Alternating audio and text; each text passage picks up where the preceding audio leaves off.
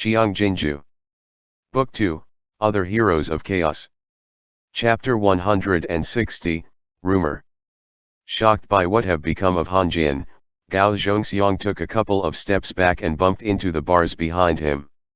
Han Jin could not even stand the mosquito bites when he marched to war, much less endure the dirty conditions in prison. It was very much against his will to end up in such a plight. When he saw Gao Zhongxiang's expression, he could not help but burst out wailing, "You treacherous man! It's all your fault I'm in this state." Gao Zhongxiang dared not respond and stuck close to the bars as he headed for the entrance.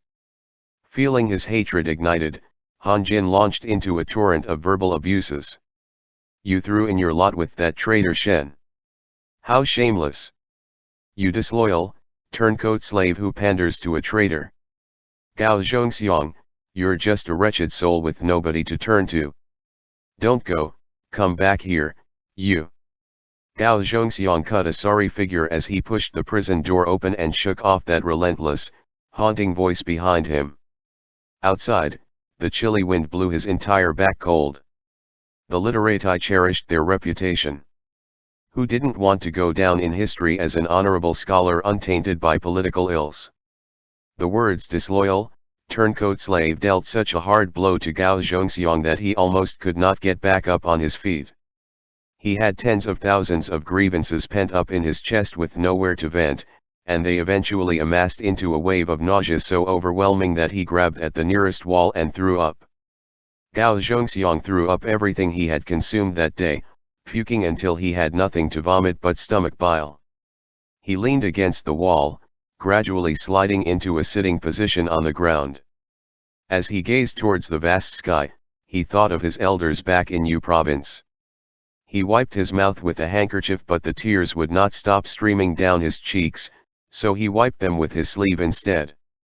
Eventually, he hugged his arms, rolled over to curl up in a corner and cried while trying to suppress it. Who would be willing to give up his dignity and bow to power for a pittance? Not Gao Zhongxiang. But without this pittance, he would die. In order to seek a way out for himself, he even cast aside his sensibilities. If someone were to tell him 5 years ago that he would bow obsequiously to a yamen runner for the sake of being a general function staff in the future, he would have declared that he'd rather die.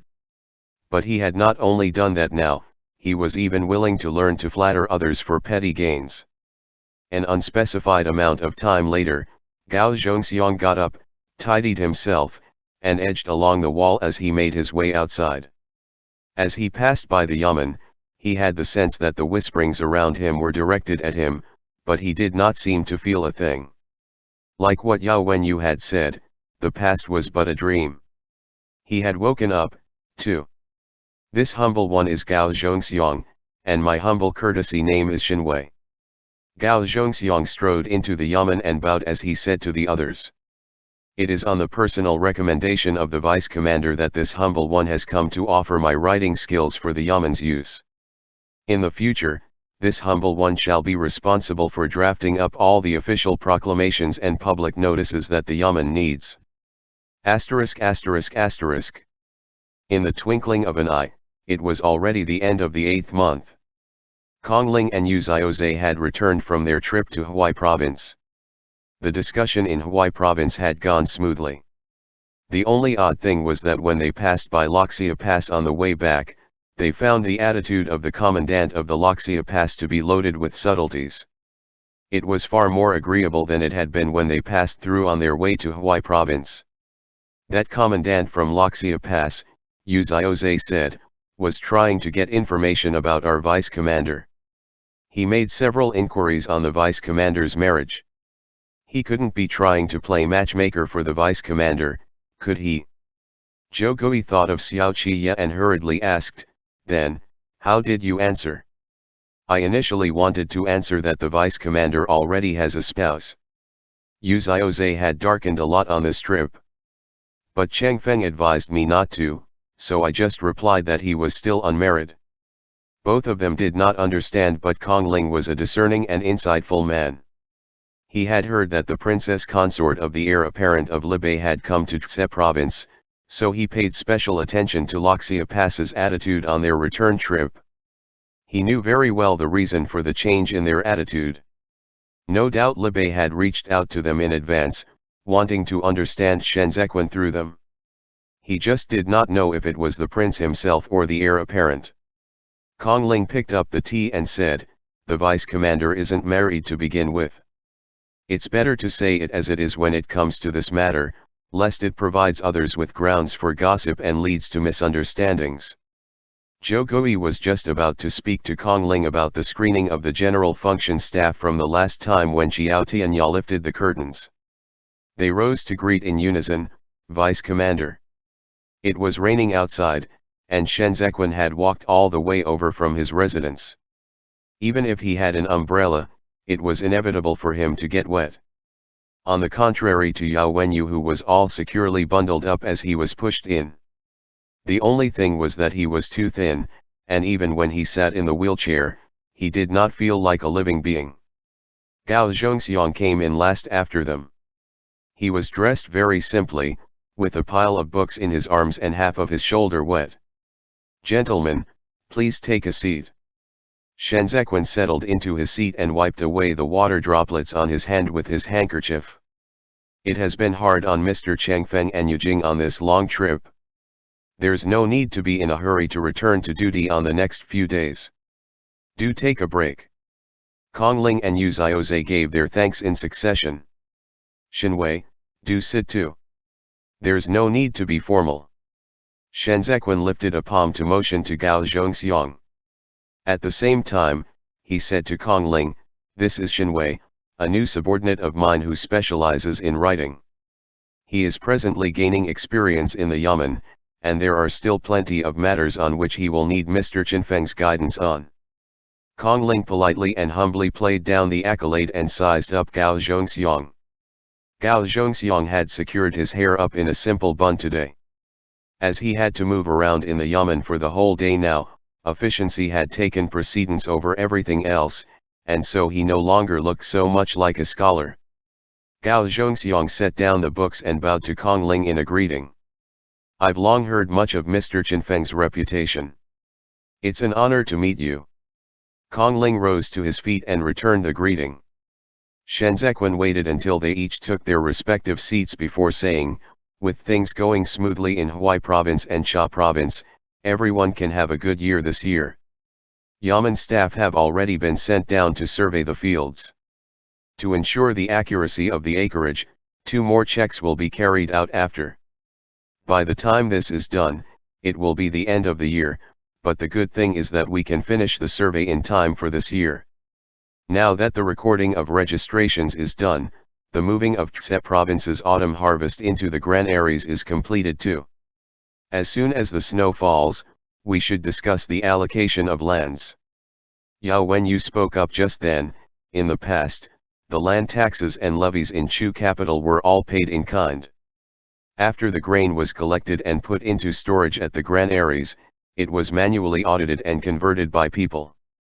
The labor costs of the transport office also had to be apportioned amongst them, so it might not necessarily be accurate.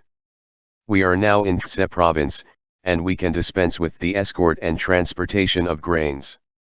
But to increase the expenses for the upkeep of the granary, the most appropriate way to collect silver would be to combine the miscellaneous taxes. The trading of grains is not a long-term endeavor, either. Kong Ling said, "Once Jia province is done with the reorganization this year, they can start tilling their lands at the beginning of spring next year. If they can get through it, it will be a bumper harvest for them, and they will no longer need to do business with us. Wouldn't the other 4 prefectures need it?" Yu Xiaozhe was not as familiar with the situation in Zongbo as the rest of them. "Seems to me that King Yi won't be in the running for long. The 2 prefectures of Fan province and Deng province are so poor that the people are turning against each other, yet he's still bestowing awards and conferring titles on a number of random ministers for his court. If we aren't doing business with Cha province, we can do it with them." The others laughed. Shenzhequan said, "Yujing is truly from the Chief Surveillance Bureau." Seeing as Yu Xiaozhe did not comprehend, Kong Ling explained, when you see others conducting themselves with such behavior, you think about impeachment, forgetting that they're so impoverished to the extent that they turn against one another. So, how would they have the money to buy grains from us? Human trafficking is rampant in Fan province and traffickers are running amok all around. If we have them purchase the grains, they might even use children to barter. These people are incorrigible. It filled Zhou Gui with contempt just to bring up this subject. This is something that has to be combated, but the root cause of this is still at Mount Luo. As for King Yi, he can't die just yet no matter what. Yao Wenyu relaxed a little and revealed a smile. He is currently our barrier in the south. Without him, we would have to face Qi Ziyin ourselves. Speaking of Qi Ziyin, Yu Xiaozhe rolled up his sleeves slightly. This reminds me of Qi Shiu. I heard some news. During the wedding ceremony when third young Miss Hua married over, the old commander saw what an unparalleled beauty his new wife was, and in a moment of happiness, he collapsed. Zhou Gui was stunned. Collapsed. Yu Xiaozhe continued, he had a stroke. Whether Qi Shiu had a genuine stroke or a fake one, this incident made it clear that he would not be sharing a room with Hua Xianji. The Empress Dowager got the in-laws relationship she wanted with Qidong, but she had no way to take it any further. If Hua Xianji did not beget an heir, Qi Ziyin would retain her position as the commander-in-chief. With her stepmother in her hands, she had every reason to suppress and hold her other brothers in check. Man proposes, God disposes. Zhou Gui lamented. It's fortunate that Qi Ziyin is not a man. They laughed and chatted about something else. Kongling and Yu Xiaozhe had only just returned today, so Shen Zequan could not really let them sit and talk for the entire night. At around the hour of Zhou, he dismissed them. Zhou Gui personally saw Kongling back to his courtyard and gave him a brief and concise account of the screening incident on their way over. Finally, he said, we executed an advisor who took bribes and kept the peace in the Yamen until now. But rumors keep popping up recently, saying that the vice commander came to Tse province to coerce me. Can you believe this? Alas, I can't eat or sleep well for the past few days, worried that these words will make their way to the vice commander's ears and cause misunderstandings between us. Kongling held the umbrella and said, I reminded you a long time ago that the address of prefectural prefect should be done away with. If this matter had played out before someone who is over-suspicious and distrustful by nature, you and I would have long lost the trust of the vice commander. But I, Zhou Gui said anxiously, don't know what to change it to. It doesn't matter what you change it to. What's important is the attitude. Kongling tilted the umbrella to allow Zhou Gui to raise up the lantern. Tse province has already established itself. Naturally, it can no longer leave this matter ambiguous. You may not intend it that way, but you won't be able to hold up against repeated rumors, so distinguish between master and subordinate clearly as soon as possible and make it clear to the others as well that Tse province has already changed masters. During their discussion, both men had already gone up the steps. The attendants followed behind them. Before Kongling stepped onto the walkway, he looked back and motioned for them to slow down and not to follow too close. It's not appropriate to call him the Provincial Administration Commissioner, and it's not appropriate to call him the Viceroy either. Think of one for me. Zhou Gui said after him. And I can get it settled tomorrow morning. Those are all titles designated by Chu Capital. Of course, they aren't appropriate. Kongling could not think of one at such short notice either. He stood for a moment, then said with a headache, Shen Wei was the Prince of Ji Unseen, but he has been stripped of his noble rank and title. We mustn't allow this relationship to be associated with the vice commander anymore. Both men stood side by side in the chilly night, with the wind rustling past their clothes. It was so freezing that both men shivered simultaneously. Kongling was tired and cold, and so he chased Zhou Gui off. Go back and think of one yourself. ****. 2 days later, Zhou Gui submitted a document with the request to change Shen Zequin title from vice commander to prefectural lord. He initially meant to address him as Lord Shen, but the name Shen was associated with Shen Wei, so it was revised to the prefectural as in prefectural prefect. The word prefectural was flexible. It could progress in tiers according to their future expansion in the region, making it convenient to make changes again. This was the first time Xe province explicitly recognized Shen Zequin as the one who reigned supreme in Xe province. Meanwhile, Zhou Gui demoted himself back into his original position and became a subordinate of Shen Zequin. Once this matter was made public, King Yi of Fan province was the first one to get anxious.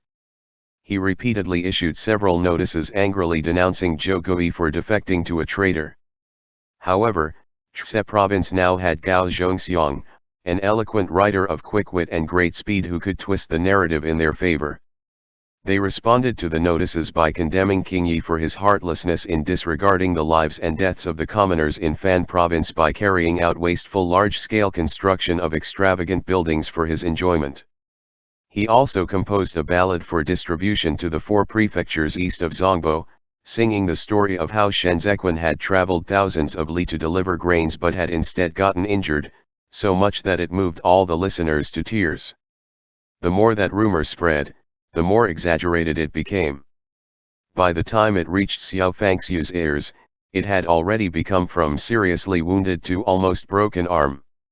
Xiao Fangxiu got a fright and went to grab up a diligent Xiao Qiye in the middle of the night to ask, "He broken arm?" Xiao Qiye, who had been continuously running errands for half a month, had only just fallen asleep when his father yanked him up. He was still half asleep, so Xiao Fangxiu shook him and asked his question again. Annoyed by the shaking, Xiao Qiye asked in a hoarse voice, Who broke an arm?" Xiao Fangxiu said, "Shen Zequin." End chapter. Note, hour of Zhou is 1 to 3 a.m. Qiang Jin Jiu. Book 2, Other Heroes of Chaos. Chapter 161, Sunset Glow. Xiao Qiye felt as though he had been doused with a bucket of icy water that not only did he sober up, but also caused his hairs to stand on end. He sat up and stared at Xiao Fangxiu for a moment, yet his mind was blank. It was as if he had been punched so hard by someone that even the insides of his chest cavity were a rotten mess. He abruptly pushed Xiao Fangxiu aside and got off the couch to put on his boots. But he knocked against the corner of the table and almost couldn't get up. Where the hell were those damn boots? Chen Yang and Gu Jin were initially standing outside the tent to keep watch for the night when they heard the sound of the flap being lifted and saw Xiao Qiye stumbling out like a wandering soul with one foot stepping down on the back of a boot and the other stepping on the ground. He did not even have his outer robes on as he went over to undo Lang Tao Shuijin's reins. Gu Jin was the quickest to react. He strode a step out to tug at the reins and called out in an urgent voice, "Master." Chen Yang followed closely behind, intending to head inside to look for his robes and boots. Xiao Fangxiu bent over to step outside and asked in puzzlement, "You didn't know? Didn't this happen a long time ago? When he went to Cha province?" Chen Yang observed Xiao Fangxiu's expression, and realization suddenly dawned on him. He slapped his forehead and turned around to shout, "Cha province! Master, it was in Cha province. Young master is fine." These shouts were so strikingly loud that they shocked Xiao Qiye's startled soul back into his body. He turned around and made a beeline for Xiao Fangxiu, so agitated that his eyes had gone red. When he came to Xiao Fangxiu, he spun around on the spot once before he finally wiped at his face and said, "Good grief, father dearest." Asterisk asterisk asterisk. The scabs on Shen Zequin's palm had fallen off, leaving only a scar behind. As soon as the 8th month passed, the rain in Xe province ceased. The frost intensified, and the weather grew even colder. Yao Wenyu, having caught a cold in recent days, remained indoors with the hand warmer in hand and rarely ventured outdoors. Shen Zequin still had Fei Sheng following him around. Contrary to expectations, Li Xiang hardly mentioned Lei Jing again. Is Han Jin still in prison? Shen Zequan drank his medicine and asked Fei Sheng as he stood by the window. Fei Sheng answered, he's still there. Master is benevolent not to kill him, yet he keeps raising a ruckus and cry the whole day without so much as a sign of repentance. Shen Zequan gripped the porcelain bowl in his hand and looked at the pattern for a while before he said, he's Han Cheng's younger brother. Fei Sheng lowered his eyes for no reason and shivered. Han Cheng executed Qi Huilian right there on the streets. Based on what Fei Sheng had come to understand about Shen Zequan's temper, the reason Shen Zequan had kept Han Jin alive without killing him was not to coerce Chu capital at all but to retain him for a bigger purpose. Fei Sheng did not dare to guess. He had no wish to guess either. As a guard, he was Shen Zequan's dagger. Shen Zequan's wish was his command. Shen Zequan raised his eyes and looked out of the window at the cold rays of sunlight on the ground, which left trails of tear stains through the frost. He let out an inexplicable smile and said, release him. Fei Sheng acknowledged the order. Shen Zequan added, get him a bath and a change of clothes, then give him a meal and a soft couch. There is no need for him to do anything. Just let him play to his heart's content. Fei Sheng did not dare to object and merely uttered his acknowledgement again before taking his leave. The moment he left, Qiao Tianya lifted the curtain and entered. Letter from Libei. Qiao Tianya set the letter on Shen Zequan's table. It was sent post-haste. Must be something master needs to be informed of. Is Yuan Zhou doing better? Shen Zequan asked as he opened the letter. Before Qiao Tianya could answer, he saw Shen Zequan's stunned expression as he reread the letter several times. It's about the frontier trade market in winter. Shen Zequan paused for a moment. I'm going to the battlegrounds in person to have a face-to-face discussion with the Prince of Libei. ******. The weather in Libei was capricious. The remaining clear, sunny weather of autumn was few and far between, but once it made its appearance, it would get so hot that it made one want to strip. Xiao Qiye returned to the battleground again at the end of the 8th month and did not leave again for the time being. After that defeat, he had never taken a break. Whether it was to head north to transport military supplies, or going west to contact Dying, he was the one who led his men to make the trips. It was as if his rough edges had been completely tempered down by Xiao Fangxiu to the point that he was starting to willingly serve as a young general in charge of military supplies. When Chen Yang went to fetch water, he saw Xiao Qiye standing on the withered and yellow grassland training a horse. It seemed as if he was training the horse, but in truth, Xiao Qiye was a lot gentler. That horse was snow white all over with a patch of black on its chest. It was the horse Lu Yizi wanted to keep for Xiao Qiye's wife. When Xiao Qiye had been running errands for the last month, he brought it out with him, wanting to tame it himself. Xiao Fangxiu rode his horse over from the other end, and men came swooping down in the wind and brushed past Xiao Fangxiu with a swoosh. Then it took off again along the grass and soared into the air, where it spun around once before flying away. Xiao Fangxiu dismounted and threw the reins to the deputy general behind him. He took off his helmet, spat out the dust in his mouth, and narrowed his eyes to look at Xiao Qiye. After a while, he removed his heavy armor and took off the saddle on the back of his horse.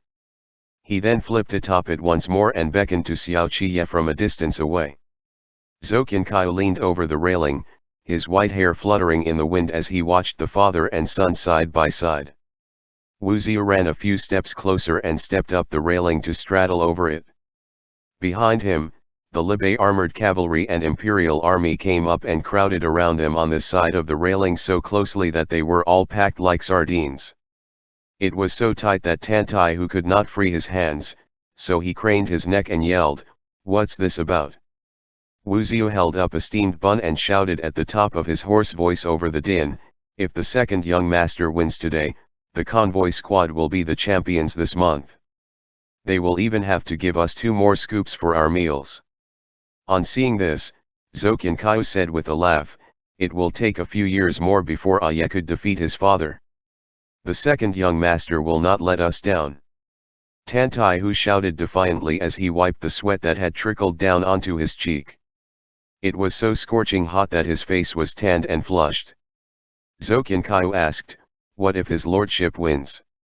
Chen Yang was just about to say something when he heard Tang Jiuqing say in a booming voice, "Then we will run along the grassland and bark as we run." Wu Ziu and Gu Jin, who were behind him, promptly leaped up to cover his mouth up. Qiang Jin did not let the opportunity slip. "Fine. Ah yeah, do you hear that? If you lose to your father today, your whole squad will have to go woof woof." Xiao Qiye lifted his finger and whistled, and Lang Tao Shuijin circled over to his side. He mounted the horse and asked Xiao Fangxiu, "Where to?" Xiao Fangxiu seemed hesitant as he parried, "Where to?" Before the words had fully left his mouth, he had already spurred his horse on ahead. The imperial army booed in unison. Tang Jiuqing struggled to free his mouth and exclaimed, "How can his lordship cheat?" Lang Tao Shuijin shot forward like a black arrow leaving the bowstring, and the wind started rustling in an instant. The sun in the clear skies on the horizon was blinding, and the back view of the father and son as they rode their horse were almost identical. Meng suddenly broke through the clouds and went all out to chase after them, sticking closely right behind Xiao Qiye as it looked down upon that pair of arrows, one in front and one at the back. Blades of grass went flying all over as horses' hooves trampled over them, while the wind stirred up the endless expanse of luxuriant grass, sending them swaying in one direction. They rode amidst it, like a duo of big and small stars shooting into the waves of the ocean, leaving a long trail in their wake among the grasslands. Xiao Qiye gazed at Xiao Fangxiu's back as he listened to the whistling of the wind. Xiao Fangxiu was not old yet. How could he be old? He looked so robust and strong, no different than he had been 20 years ago. As long as he raised both arms, he could lift both of his sons, laughing on the grasslands as he tossed them in turn until they cried. Xiao Qiye gradually caught up to him. Lang Tao Shuijin was far more sturdy and younger than that horse beneath Xiao Fangxiu. It charged forth, full of vigor, its eyes staring fixedly ahead as if nothing could stop it. Gradually, both men came to ride neck to neck with one another, both riding until they were drenched in sweat. The sun blazed overhead, searing their backs. This was perhaps the last sunny sky with a scorching sun in Libei this year. There was a stone monument at the finishing point, with the names of the Libei armored cavalry who had died in battle the past year engraved on it, along with the falcons that had fallen with them and the battle steeds that had carried them. At the very last moment when father and son were about to reach, Meng beat them to it and darted over. It circled once before landing on the stone monument, thereby winning first place. "The falcon is mine." Xiao Qiye slowed down and said, "So I win. The land is mine." Xiao Fangxiu came to a stop and turned around to face Xiao Qiye while pointing at his feet. "I was here 800 years earlier than you." Xiao Qiye apathetically ignored this statement. They dismounted. The sun was already on its downward descent in the west. Xiao Fangxiu headed up the stone steps and stood before the stone monument, then reached out to wipe away the dust on it. The wind was strong here. It sent his hair fluttering and tousled up the hair on his temples, revealing some streaks of white. He said, "Herein lie my brothers." Xiao Qiye came up behind him and stood beside Xiao Fangxiu. 10 years ago, I brought your eldest brother here." Xiao Fangxiu pointed at a certain spot. "There was a lad here by the rather unique name of Suning. He was the same age as your brother. Old names on this stone monument would be scrapped off every year and filled in with new ones. This signified that generation after generation of the Libei armored cavalry all existed here, and it also signified that generation after generation of the Libei armored cavalry had vanished here. It was here in the stone monument, with its back to the Hanjian Mountains, lay in eternal rest. They were the wind of the Hanjian Mountains and at the same time, the stars of the Hanjian Mountains. I want to be here." Xiao Qiye pointed in the center. "The place is big, the location is good, and you can look far out into the distance. That's my spot. Xiao Fangxiu said pettily. I want all the spots here. What about my mother? Xiao Qiye turned his head aside to scrutinize Xiao Fangxiu. You left her alone in dying. Xiao Fangxiu didn't respond. He gazed past the stone monument to look at the Hanjian mountains. Then, as if dazzled by the setting sun, he turned around and looked in the direction of dying. He could barely open his eyes from the wind. We can look at each other from afar, eye to eye forever. Xiao Qiye followed his gaze and looked over. It is here we are born, and it is here we will die worthy deaths. People from Libya lie on the mountains and rivers with their faces to the blazing sun. Men or women, the bones on which the sun shines are all unyielding heroes.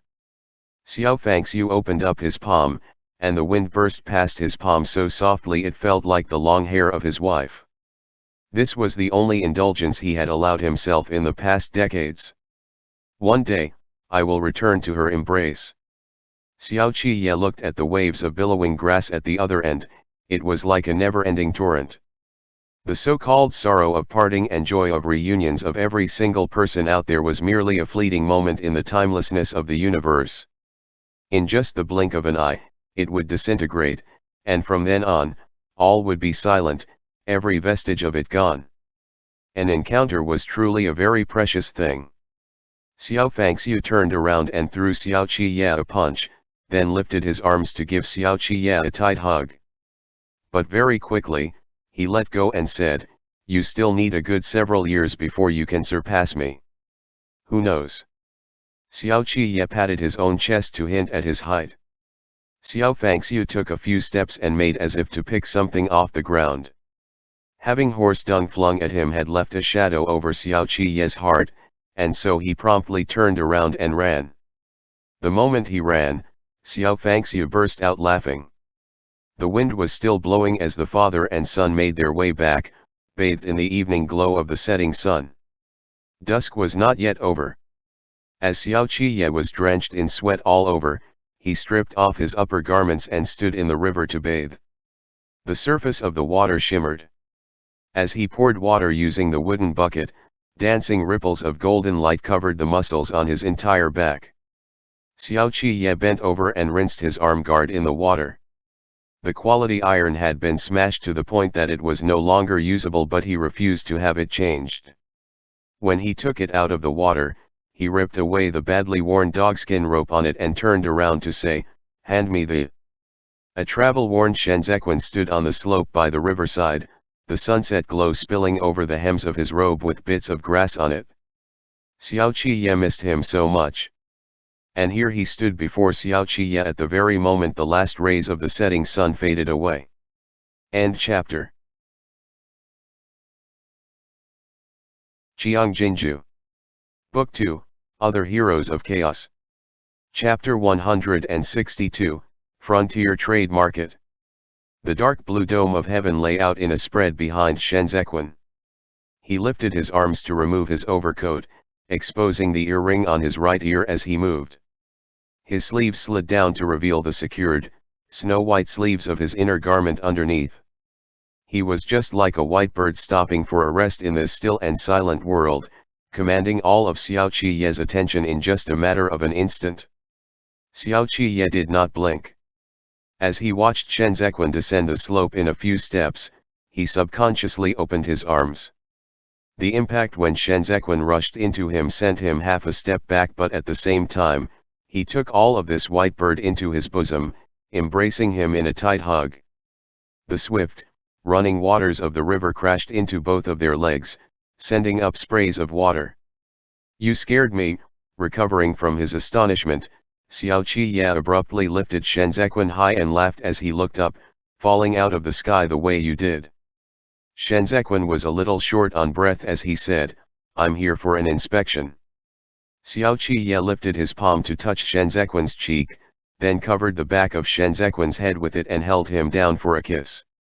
Dusk closed in on them on all sides, their meeting lips a scenic scene under the dimness. Shenzhequan's palm slid up to cup both of Xiao Qiye's cheeks as he responded to him passionately. The shimmer of water on the river surface disappeared, and the subsequent, pervading darkness of the night blurred the boundary between heaven and earth. They clung close together ever so intimately, relieving themselves of their fervent longing. Xiao Qiye kissed him so hard that Shenzequan could not help but suck in a breath when they parted and licked the spot that was nearly torn by his bites. "Go ahead and inspect." Xiao Qiye laughed. "Come on. I've already stripped for you to inspect all you want." Shenzequan put up his arms over Xiao Qiye's shoulders and tapped on Xiao Qiye's sturdy back with his dangling folding fan. "I disappeared without a trace the moment I got off the horse carriage. His lordship has yet to meet me. I'll inspect you tonight." "Oh," Xiao Qiye dragged out the word and said with displeasure as he continued to hug him in this posture, "So you're here to see my father?" Shenzequan swung the folding fan between his fingers and said, "That's something I have to do in passing while I'm at it. My heart is all here." Xiao Qiye waded through the river and carried Shenzequan towards the riverbank. "I don't believe you." Shenzequan felt that Xiao Qiye looked too dashing like this. When he landed on the ground, he leaned over to scrutinize him, so Xiao Qiye raised his arm and pressed against Shenzequan's forehead to put a little more distance between them. "You should have seized the chance while you had it." Xiao Qiye picked up his clothes and said, "That's all I'm showing you." Shenzequan teased him, "I'm leaving then." Xiao Qiye put on his robe and tilted his head up slightly to say, "Go ahead." Shenzequan nodded in understanding and took a few steps backward. Seeing no movement from Xiao Qiye, he turned around for real. But who knew that even before he had the chance to stride a step forward, the moment he turned around, Xiao Qiye lifted him back and covered his head to kiss him until his waist went numb.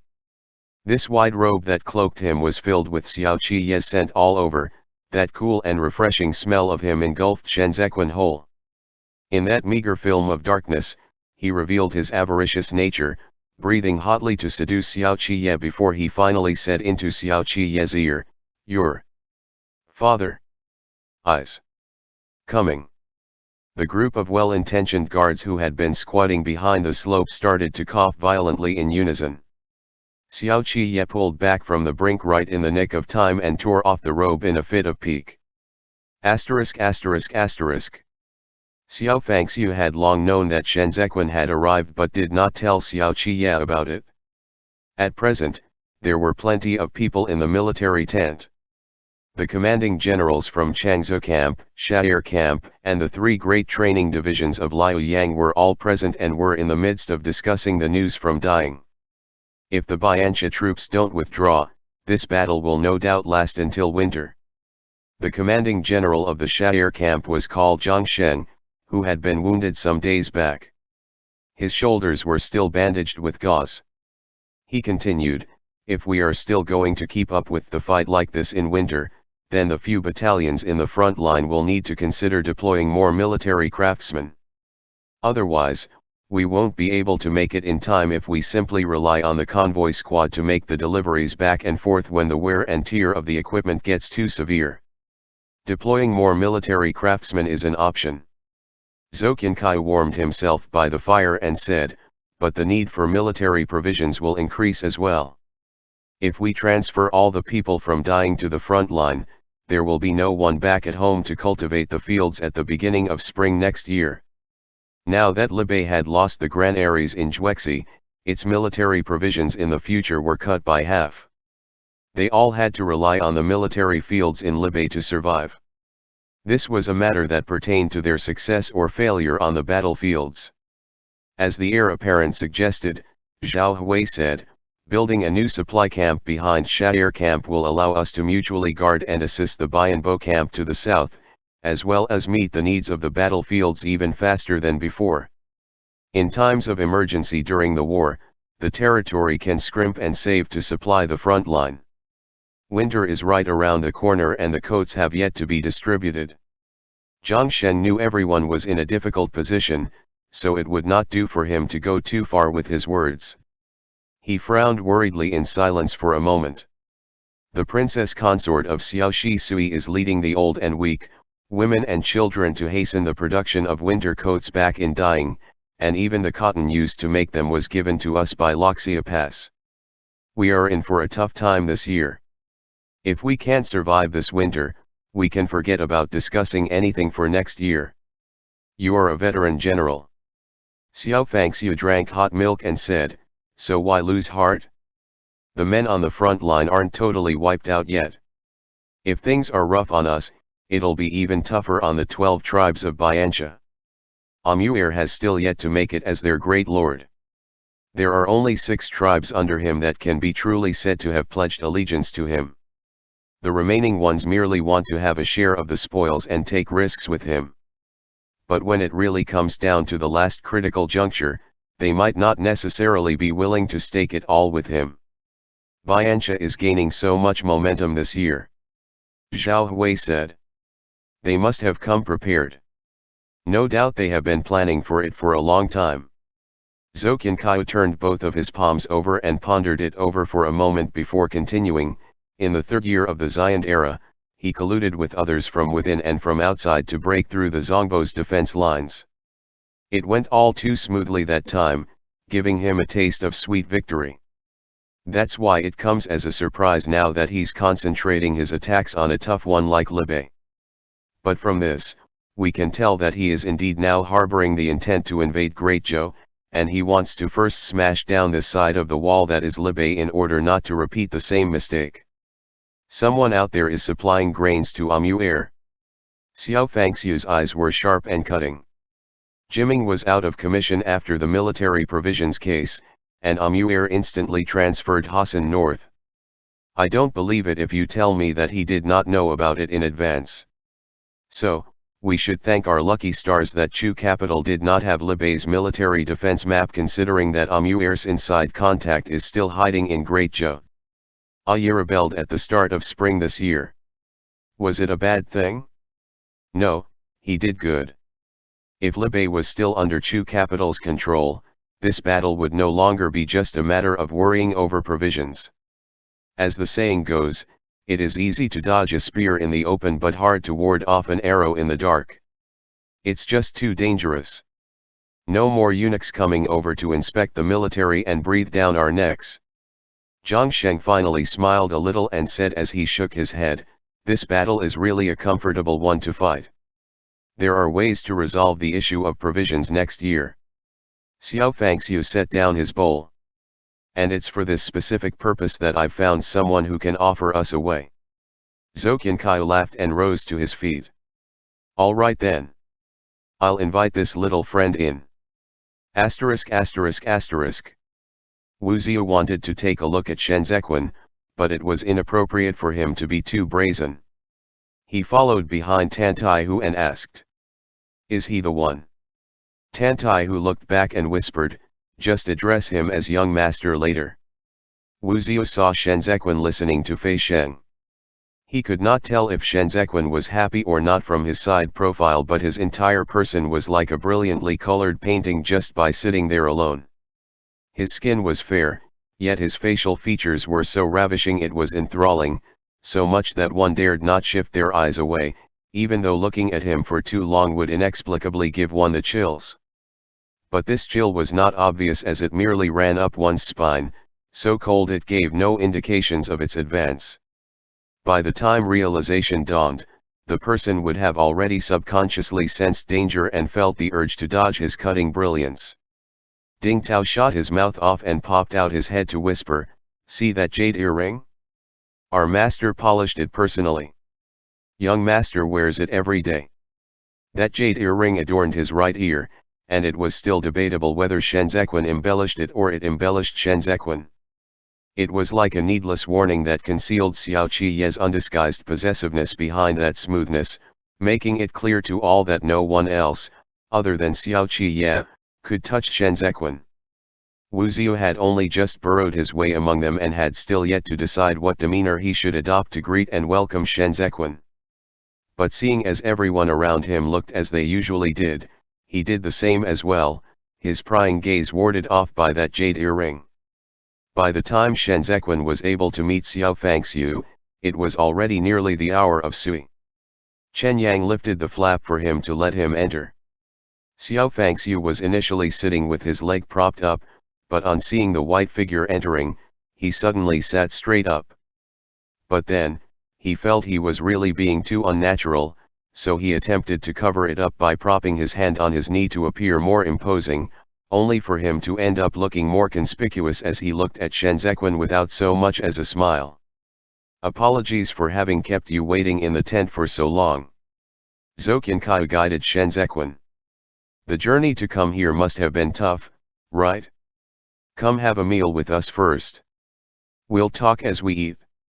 With that, he turned his head and signaled to Xiao Fangxiu with his eyes. Xiao Fangxiu scrutinized Shen Zequin. He still remembered this face, but his whole demeanor was completely poles apart from the person he had seen 1 year ago. He thought, well then. He's truly too damn stunning. Sit. Xiao Fangxiu said coolly. Gu Jin served the tea while Chen Yang brought out the dishes. The meal was simple, consisting of a large bowl of lamb stew, tea blended with fresh milk, piping hot flat bread, and commonly seen cabbages and green vegetables at the front lines. Shen Zequin stared at the spread before him. They clearly overestimated him. Zhou Qiankai gestured for Shen Zequin to dig in. He tore apart the flat bread and said, "There isn't much good stuff here. We wanted to welcome you with a banquet, but there isn't much here, so this will have to do. If we can get a truce during the new year, we will surely not put you through such aggrievement when we are back in dying." Shen Zequin found the word aggrievement strange. He was here to discuss the frontier trade market and the use of paths with Xiao Fangxiu. Xiao Fangxiu was willing to meet him, so no matter how he looked at it, the word aggrievement should not be part of the picture at all. It's been half a year since we parted. When we met in Chu capital the last time, you were not this thin. Zhou Qiankai said, "Is your Shifu well?" Without putting down his chopsticks, Shen Zequin nodded in reply. Shifu has been in good health lately and leads a carefree life in Tse province. He often misses you. Before I came, he specially instructed me to deliver a letter on his behalf. He then looked back and shouted, "Fei Sheng."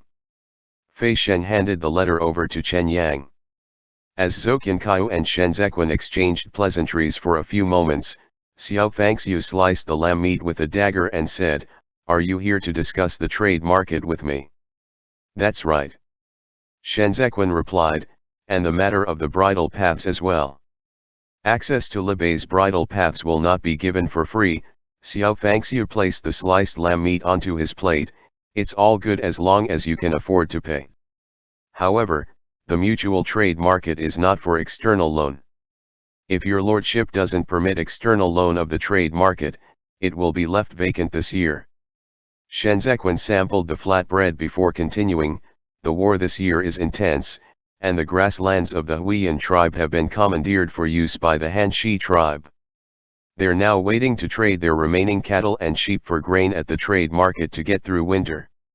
If the trade market doesn't open up, then thousands of people will starve to death in the heavy snow. Libei's willingness to vacate land for the Huiyan tribe to get through winter is already a magnanimous show of benevolence. They are well aware that we are in a difficult predicament this year." Xiao Fangxiu wiped the dagger clean and looked towards Shen Zequin. "Do you know what it means to let you have the trade market?